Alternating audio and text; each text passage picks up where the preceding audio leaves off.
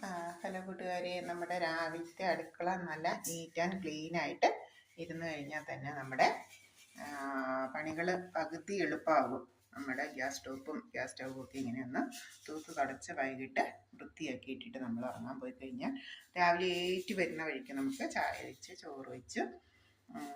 ചോറ് തിളച്ച് കിട്ടുമ്പോഴത്തേക്കും കറിക്കരിഞ്ഞു കറി വെച്ച് കറിയുടെ കഷ്ണങ്ങളൊക്കെ വെന്ത് കിട്ടുമ്പോഴത്തേക്കും തേങ്ങ ചിരണ്ടി അരപ്പ് ചേർത്ത് ആകുമ്പോഴത്തേക്കും നമുക്ക് ചോറ് തിളപ്പിച്ചൊരു ഇതുപോലെ ഒരു തെർമൽ കുക്കർ ഉണ്ടെങ്കിൽ, ഒരു റൈസ് കുക്കർ ഉണ്ടെങ്കിൽ നമുക്ക് അതിലേക്ക് തിളപ്പിച്ച് ഒരു മൂന്ന് പ്രാവശ്യം നന്നായിട്ട് ചോറ് തിളച്ച് കഴിഞ്ഞാൽ ഇതിലേക്ക് ഇറക്കി വെച്ച് കഴിഞ്ഞാൽ നമുക്ക് 2 മണിക്കൂർ കഴിയുമ്പോഴേക്കും നമുക്ക് നന്നായിട്ട് വെന്ത് കിട്ടും. പിന്നെ ഒന്നുകൂടി ഒന്ന് തിളപ്പിച്ച് വാർത്താൽ നമ്മുടെ ചോറ് വയ്ക്കുന്ന പണി തീർന്നു.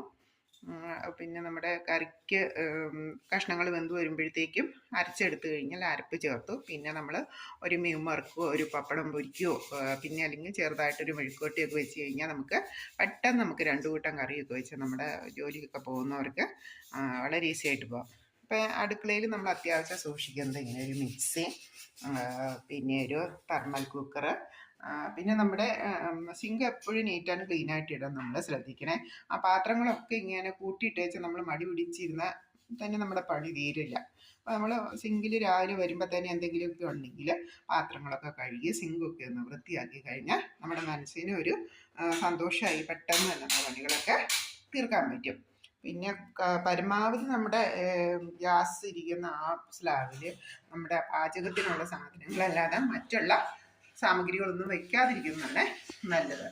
പിന്നെ നമ്മുടെ ഞാൻ വയ്ക്കുന്ന എണ്ണ വയ്ക്കും, ഉപ്പ് വയ്ക്കാം. പിന്നെ ബാക്കിയുള്ളതൊക്കെ അരിഞ്ഞുകൊണ്ട് വന്നു കഴിഞ്ഞാൽ അപ്പം തന്നെ സ്റ്റൗവിലേക്ക് വെച്ച് അങ്ങനെ വേവിച്ചെടുക്കുന്നുണ്ട്.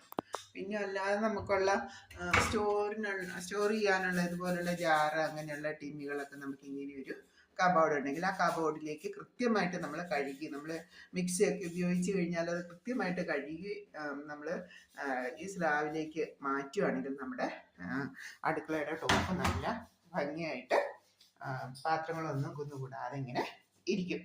അപ്പം ഓക്കെ, ഇതാണ് ഇന്നത്തെ വീഡിയോ.